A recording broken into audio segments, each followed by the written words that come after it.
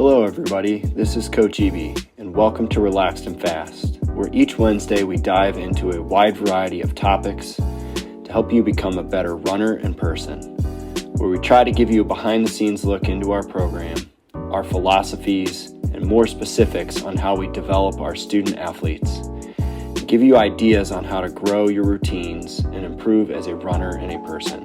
We appreciate you listening in and hope you enjoy this episode. All right, everybody, welcome to another episode of Relaxed and Fast. Welcome to the attic. I'm in my attic today. It's been tough to get the regular crew on a schedule this summer, and so I thought I would try something a little bit different. We have a handful of PowerPoints that we go through with our squad during the season. And so I am going to just kind of go through one of those, and we're going to start with the training one. So I hope you find this interesting. Please leave comments if you do. But yeah, I'm going to try a couple of these, excuse me, and we'll go from there. So anyways, going through training philosophy.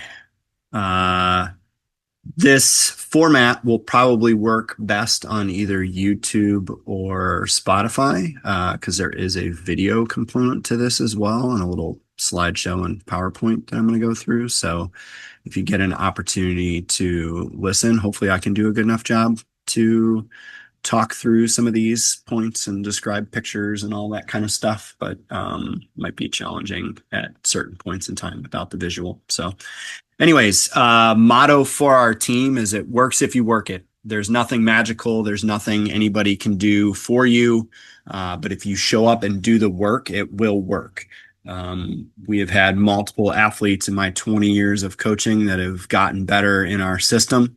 And that's just a big piece of it. The picture on here is a picture from our women's team in 2021. It's one of my favorite pictures I've ever taken. We had a really good women's group that year, one of the best in the nation. And they would just hammer away in all of their workouts together and just did such a great job. And so this is just one of our speed sessions that they were in there getting after it kind of by themselves. So by the time most players realize what they should have done, it's too late to do it. And so the big reason why I put this up and put the other quotes next to it is I have coached numerous athletes who will come back to me. They either didn't work real hard when they were in college or, ended up quitting the team and then got into running post-collegiately and all that kind of stuff and talk about how it was just a missed opportunity for them and how they wish they would have taken it more seriously and so on and so forth. And so what we do is really, really hard. Being disciplined in anything is really, really hard. And it's something that I wish I had the ability to communicate to those individuals as they're kind of going through. And I obviously in individual meetings, I try to do my best, but ultimately sticking with it is the most important thing. Consistency over time is just so unbelievably important, and making sure that you're staying on it. So Jay Johnson quote, really like Jay Johnson.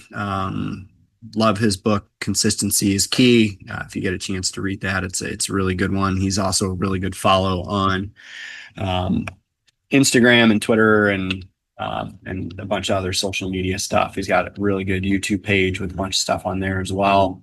But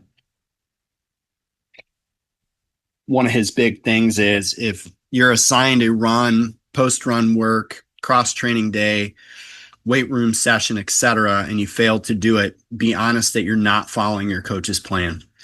The best athletes do all the assignments. Make sure you're doing the same. And so there's a reason that we assign everything that we assign on the days that we assign them. And so if you feel like you need more, talk to your coach. There might be a reason that they're not giving you more yet. And recovery is key with a lot of these things. And so, as a coach, we're trying to find that fine line and keep you on the correct side of it so that we keep you healthy. But on the other side of things, if you're given something and you're just not doing it, you just don't feel like doing your warm up, you don't feel like getting in the weight room, you don't feel like doing your core exercises or your corrective exercises or whatever it happens to be, that's part of it too. And making sure that you're doing all of those little things along with it, because once again, everything is assigned for a reason, and making sure that you're staying on top of all those things is really, really important.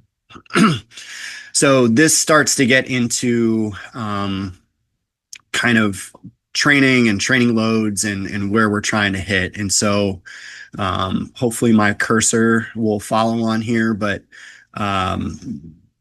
the aerobic cardio training endurance, I know there's different zones and all that kind of stuff, but ultimately this is the zone that we want to hit for all of our easy recovery days. And so trying to keep your easy days right around this 70%, keeping your heart rate low, not beating yourself up too bad.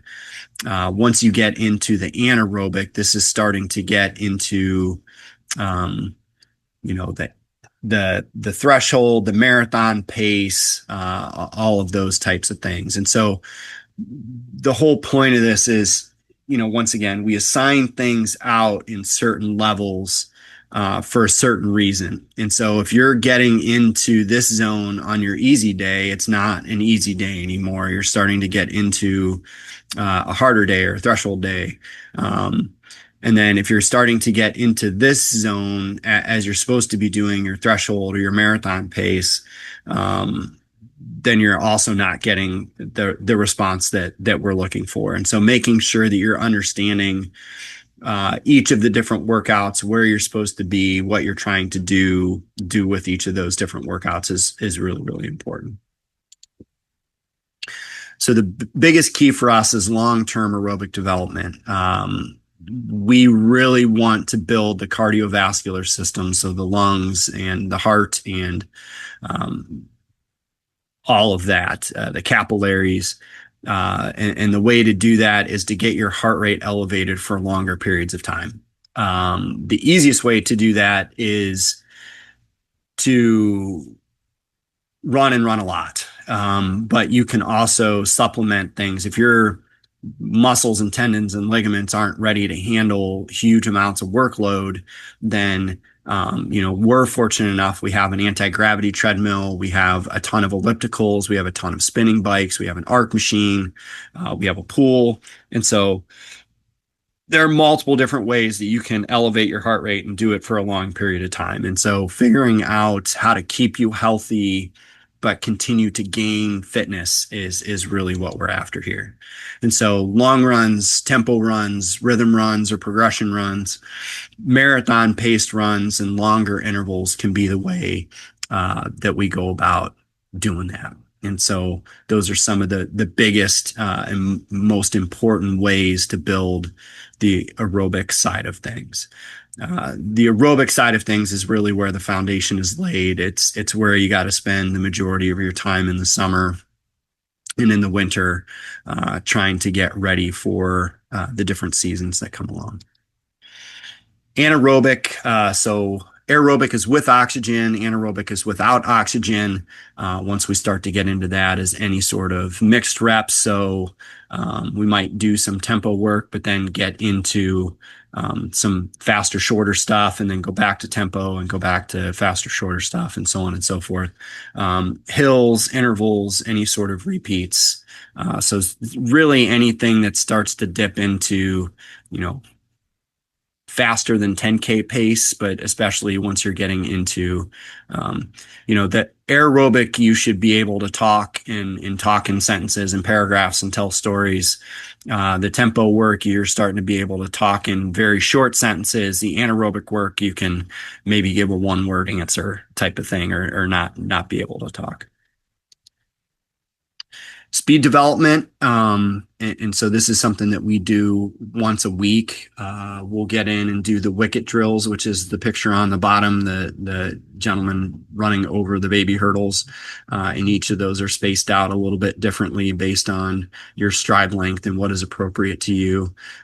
We'll do 30, 40-meter flies. We time all of those. So keeping an eye on the neuromuscular system and how it's handling all of that.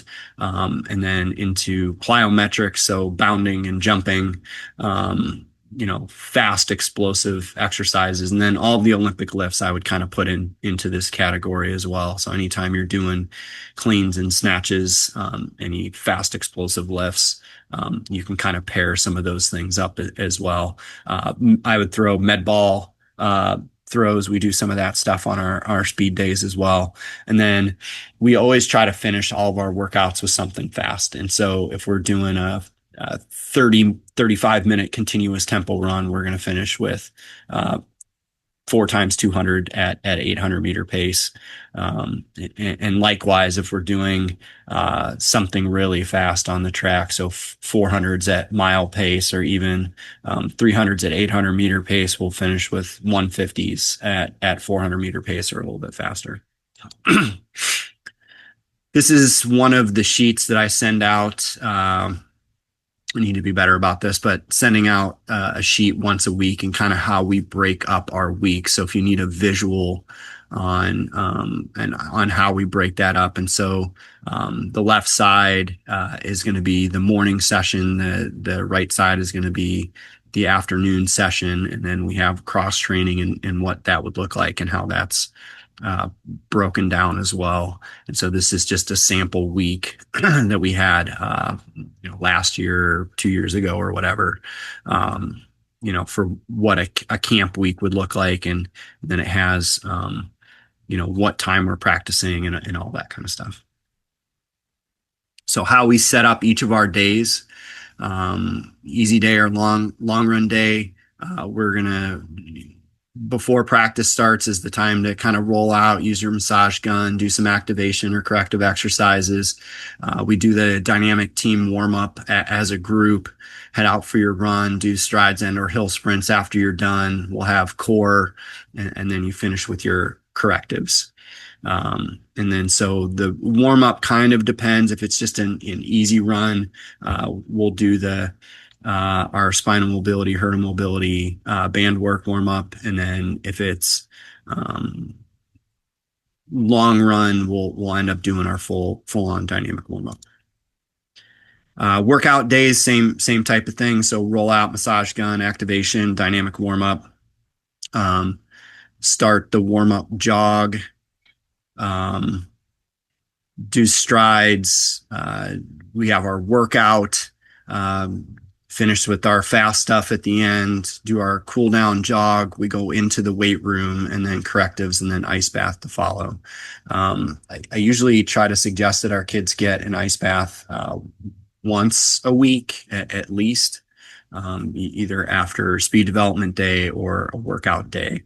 Some of them like to do it Fridays after pre-meet going into a race on a Saturday too. So they kind of pick and choose when they do it. Their inflammation can be good, but when we're also trying to feel fresh going into races, we want to try to do that too and freshen ourselves up a little bit. So our speed development days, once again, roll out, massage gun activation, dynamic warm up. We do some walking drills. Then we get into our baby hurdles or wickets, running through those. And we do our 30-meter flies and time those.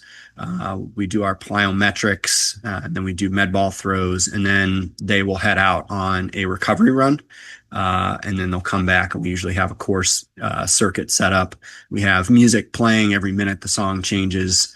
And then we have 15 to 20 different exercises down on the ground, and they just go through those different exercises and get all those done.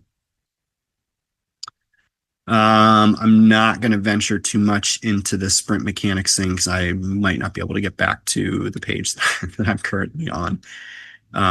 Making sure that you're doing the extras. So we kind of already touched on this a little bit, but all of this stuff can be just as important, if not more important, than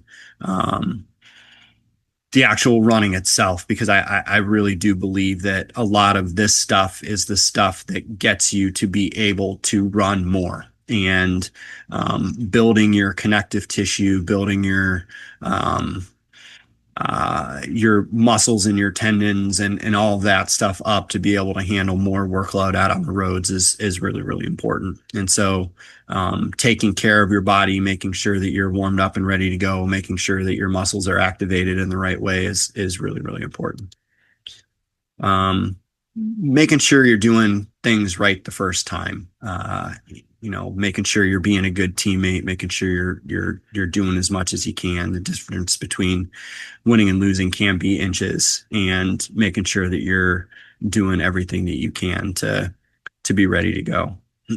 So that comes to the next quote. There are two ways to do something the right way and then again. And so the Navy SEALs, obviously, one of the most elite groups of human beings on the planet. But just learning to do things right the first time, making sure that you're mentally dialed in, building that mental muscle. If you have a hard time concentrating, doing some of these mundane tasks, it's going to get a lot harder to try to concentrate it. And, 3/4 of the way through the race, when things really start getting hard, if you constantly back off and you constantly are not getting engaged and dialed in, it's going to make it significantly harder to do things the right way when it truly matters. So our weekly schedule. So a race week, we're going to do a long run on Sunday. Monday is going to be recovery run and or cross train. We'll do our speed development in the afternoon, plus any additional miles if needed. Tuesday is going to be a workout and lower body lift. Some athletes will do a morning run on Tuesdays as well. Kind of depends on who you are and how many miles you're getting in, all that kind of stuff. Wednesday is going to be medium long run, strides, and then some sort of knees over toes, Pilates, core circuit, something along those lines. I really like to have them do the knees over toes exercises a couple days a week. I think the kids that have consistently done that have seen some big improvements on injury proofing themselves, which is really important. This is going to be a single run day. So the long run and the Wednesday run, I want to get all of that in one go. And so long run is going to be 20% of the weekly mileage, 20 to 25% of the weekly mileage. And then Wednesday is going to be 15% of the weekly mileage.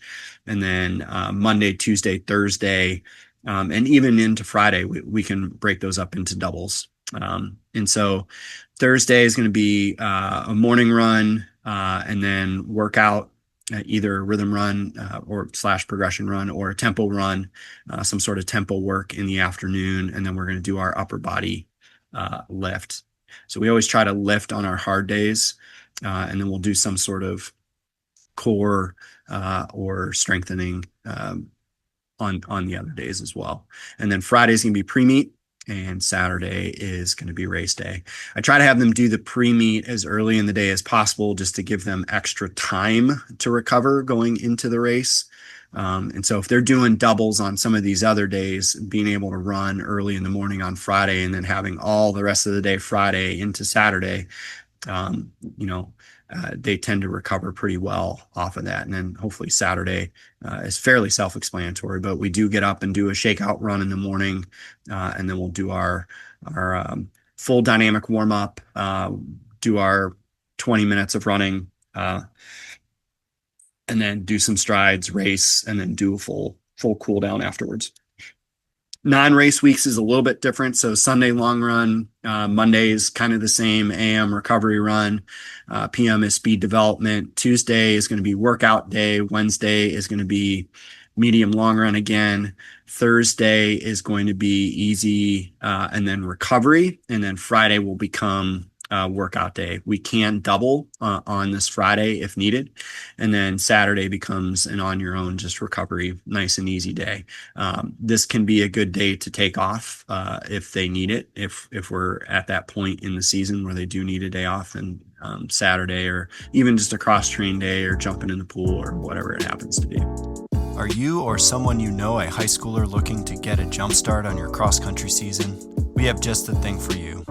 Cross Country in the Hills Camp this July 20th through the 23rd in Mohican State Park in Butler, Ohio.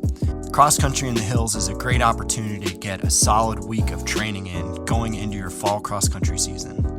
You will have the opportunity to go on a long run on beautiful single track trails through the state park that end at a historic covered bridge where you can soak your legs in the river. There are 2 planned runs per day, so you will certainly get your fill of running. The camp also offers instruction and a chance to participate in drills and exercises to improve and supplement your training. But we also have a ton of fun at camp. At the campground with outdoor activities including a guided tubing trip, a day at the lake with access to a giant inflatable obstacle course, team competitions, movie nights, fun and unique games, a themed dance with a DJ on the last night, and much, much more. You will also have the opportunity to spend some time with myself and some of our athletes from Baldwin Wallace, who all serve as counselors. You can also turn this into a great opportunity for some team bonding going into the season by inviting some of your other team members to join you. We would love to see you there this summer. Because you listen to the podcast, we have a $25 off discount code. LAX at FastXC. Again, that is LAXANDFASTXC. All one word, all capital letters. We hope to see you in Mohican State Park, July 20th through the 23rd. Talking about how and when to double. So usually I say if you're running shorter than 25 minutes, don't bother. Just add it, tack it on to your main session of the day. Once again, if you're going to do 3 miles and 3 miles, I'd rather not see you double. I'd rather just see you go and run 6 miles all in one fell swoop. Obviously the guys are different than the girls, and we kind of set things up a little bit differently, but those are kind of my 2 rules of thumb in terms of trying to double. If you're getting to the point where you're getting up into like 8, 9, 10 hours a week of total work, then we'll start adding in some doubles. But if not, we probably want to try to keep it to singles. I have kind of adjusted the Jerry miles or the Badger miles a little bit based on some of our different athletes. And so this is kind of how we plot some of that stuff out, and how I figure out how much total time they should have during a week. And so we have switched from miles to time, but this gives them an idea of what mileage should look like for each of those. And so it has what your daily mileage should look like. And then it also has what your weekly mileage would look like in terms of miles versus minutes versus hours type of thing. And with the different paces and the average paces that you run for each day. A really big thing for us is trying to come up with daily goals. So having 3 measurable goals for each day. So what are the 3 things that you really want to get out of a speed development day? What are the 3 things you want to get out of an interval session, tempo run, medium, long run, recovery run, so on and so forth, right down into race day and long run. Having something that you can measure and seeing if you're actually attaining those, each of those different days, I think is really, really important, because what you track, you tend to pay attention to, and what you're paying attention to is going to end up being what is important to you. Kind of how we break down our full year. So the fall semester is cross country meet, and then our first track meet of the year, and then we get a little bit of a break. And then the spring semester is indoor and outdoor. And so I've started using the breakdown of what cross country season looks like to where we would be indoors, to kind of remind our team that, hey, you guys can go through really long seasons, and we're going to do it in the spring, and it's going to be broken up a little bit differently. And but I think it kind of is interesting to think about things in those types of terms of the difference between where you're at in cross country season versus where you'd be for track season. This is going to be our schedule for this upcoming year. And then this is going to be our schedule for the winter and spring. And so kind of how we break some of that stuff down. And we've had some other podcasts where we talk about how we race, how we pick our races, the who, what, when, where, getting into all those details. So if you're interested, you can head over and kind of listen to some of those. And might make some of this stuff make a little bit more sense. I love this picture. I think this is one of the most important things. Everybody gets so fired up at the beginning part of the semester and part of the year. And then as the year goes on, everybody starts to wane a little bit. And so having that mental fortitude, reminding yourself that this is all about the journey and it's all about the process.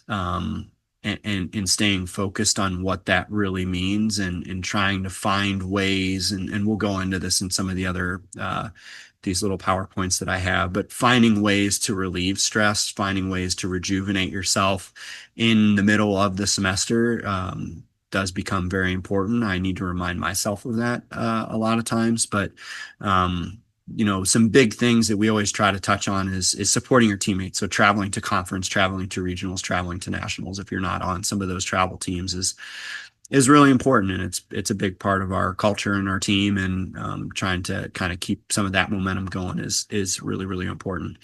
Another thing is that it's a really long year. And so be patient, try to get a little bit better each day. Don't try to get it all at once. That's not how this stuff works. And it's a really long ways to November. It's a really long ways to March, and it's a really long ways to May. And so being patient, trusting the process, trusting that we as a staff know what we're doing and how to get you there, and trusting your coach and all that stuff is really, really important.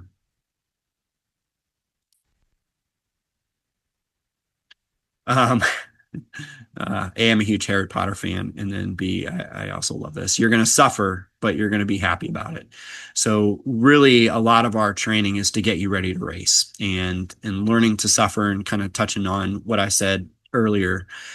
If you can't focus on, the small menial tasks, how are you ever going to learn to focus when push comes to shove? And it's really, really important. And so making sure that you are training and preparing yourself to get ready to go race. That is the whole point in what we do and why we do the things and all that kind of stuff. For really easy fixes right after a run is not, you're not doing your correctives, you're not doing your stretching, you're not doing your mobility exercises to make sure that you're ready to go for the next session. This is a huge one. You're not refueling. So eating a post-workout snack isn't just important for your grumbling tummy. Having protein and carb-rich snack within 30 minutes to 2 hours after you work helps replenish your muscle energy stores and helps them become stronger. And I would say way closer to that 30 minutes, you need to be getting something in your system until you can get a significantly larger meal in within that 2 hour time frame. So you should almost be having 2 meals within that first 2 hours of getting done. But having something with you, if you go to a long run that's not on campus, having something with you to snack on right after you're done. After you get done with the workout, are you drinking a recovery drink or having some sort of a snack when you're going into the weight room? Those types of things make a huge difference in recovery. Not drinking enough water, not only after the run, but during the day, and consistently drinking a glass of water as soon as you get out of bed in the morning. We talked about this in the nutrition episode, but drinking a glass before you go to bed, a glass when you get up in the morning, and then constantly fueling throughout the day, both with nutrition and hydration.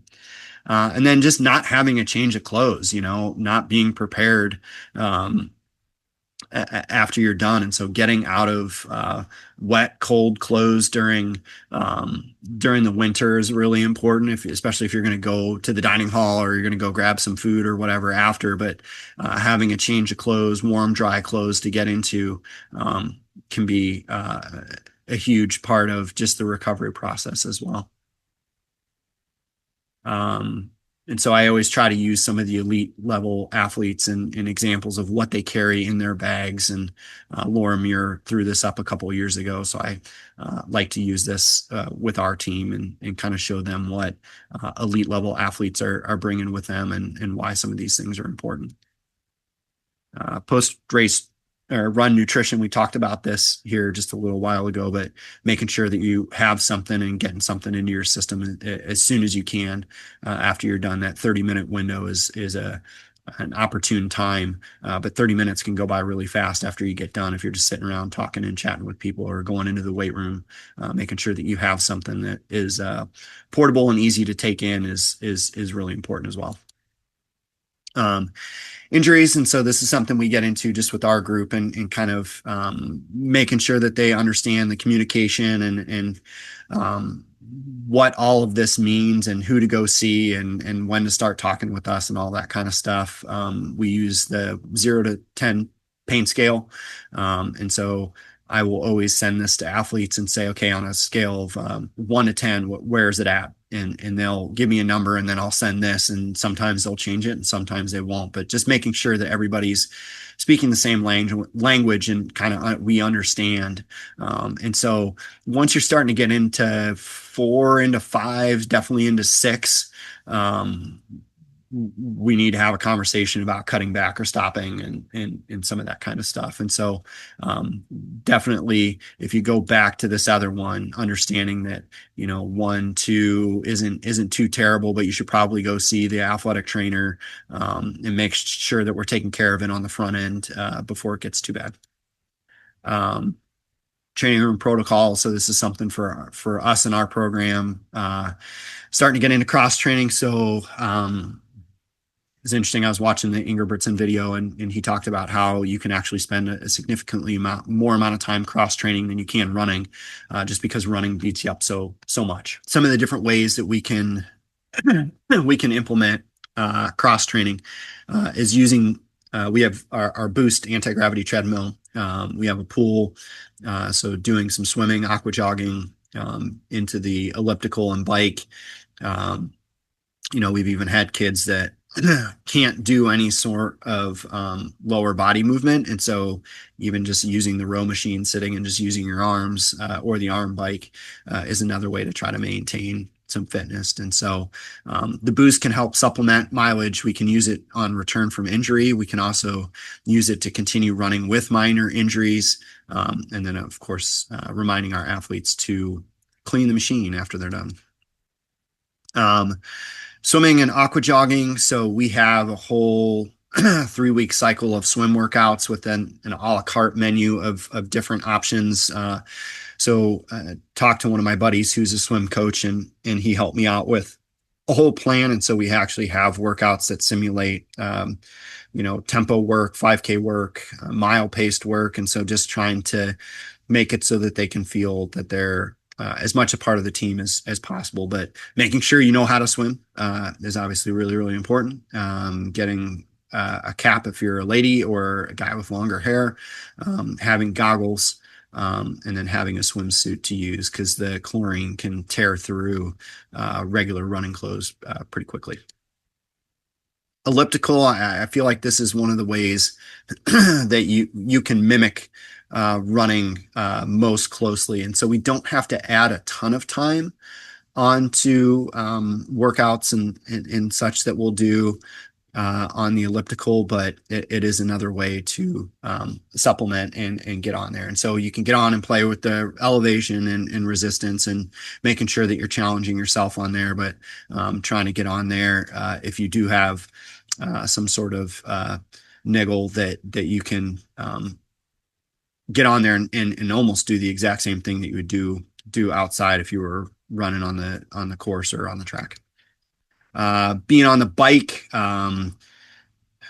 we tend to have to spend more time in the saddle doing this. And so kind of the bare bones minimum we want to try to get our athletes up to is 90 plus minutes. And then, you know, when we do some of these workouts, we've really started to push the envelope a little bit and had some kids that are on there for a significantly longer period of time. But if you're on the bike, it's a way that it's not going to beat you up as much. And so we'll use it to supplement, but it can be very challenging and mentally taxing to be on there and do some of the things that we do. Hope always jokes with me that I need to get on there and do some of the workouts that I'm assigning, because they're probably a lot harder than I think. But I have had to do some of this stuff in the past and did have to go through a period of time where I was just on the bike solely because I couldn't run because of a broken leg. So it's tough. It's tough, but you got to spend a lot of time on the bike to get the same benefit that you get from running. And some of the different resistance levels that we've had, we had an athlete who kind of came up with these as what worked really well for him. And so, you know, each athlete kind of needs to find their own rhythm, but this can be a good starting point and guide to kind of help them out. Arm bike, it's really freaking hard. It's really freaking boring. Joni Benoit used it when she had her knee surgery, which is why I have her picture on here. But yeah, this is one form of torture that I don't wish upon anybody. This is it's so hard to do the arm bike, but if you're wanting to get on there and you can't do anything else, this can be a way to supplement and gain a little bit of fitness, or at least maintain some fitness. And then the rowing machine, you know, I think the rowing machine can help a ton with some imbalances and weaknesses. You just got to make sure you're doing it the right way. But it is another way to get on there and get some good cardio in. Just issues we've had with our team in the past, you know, making sure that cross training days are not days off. You almost need to be on there, working harder. You know, once again, watching the Ingebrigtsen's cross training video was pretty interesting, and him talking about how he just gets on there and hammers and just gets after it, because it, you know, it's just all about getting your heart rate elevated and really getting after it. So, you know, your heart rate should be up. That's the whole point of this, is to gain aerobic fitness and even anaerobic fitness if you're on there working hard enough. So communication is always key in everything that we do. And so making sure that the kids are being honest and understanding that the decision that we're making as a coaching staff, we're trying to make the best long-term decision for them. So if I'm telling you to take a day off, I don't take that lightly, and making sure that they understand that. But just, you know, my individual meetings that I have with our athletes are just so vitally important. Some quit due to slow progress, never grasping the fact that slow progress is progress. In our instant gratification society, I think this point is lost. A lot of times everybody wants the quick fix. Everybody wants the magic pill, and that's just not how our sport works. And so the people that continue to show up on good days and bad days are the ones that end up becoming their best selves in the future. In Grind We Trust, you know, it is about putting the work in and day out, and really getting after it. You don't rise to the occasion, you sink to the level of your training. Another Navy SEAL quote, but this includes physical, mental, emotional training. If you're not tough when it doesn't matter, how will you be tough when it does? And so making sure that you're paying attention to those little things. We've touched on that multiple times throughout this. So. And that is the end. If you have questions, please add them in the comments. Hopefully you found this to be beneficial. As I said, I'd like to do a couple more of these. If nothing else, have our incoming freshmen and some of our returners watch them to get a little bit better grasp and be able to do some of this on their own time. But hopefully you all found found some good stuff out of this as well. And so I am repping my cross country in the hills shirt. So there is still time to sign up for the cross country in the hills. It's a great week. And I think they just do such a great job with that camp. So we would love to see some of you out there, anybody that's interested. But that is what I got for now. Appreciate you all, and we'll see you down the road. I hope you guys enjoyed this episode, and we hope to see you guys in the next one. If you're listening on Spotify, please give us 5 stars, leave a like, and ask your questions in the comments. If you're on any other platform, show us some love, and you can check out some reels and other posts that are really interesting on relaxedandfast.pod on Instagram, and we will see you guys in the next one.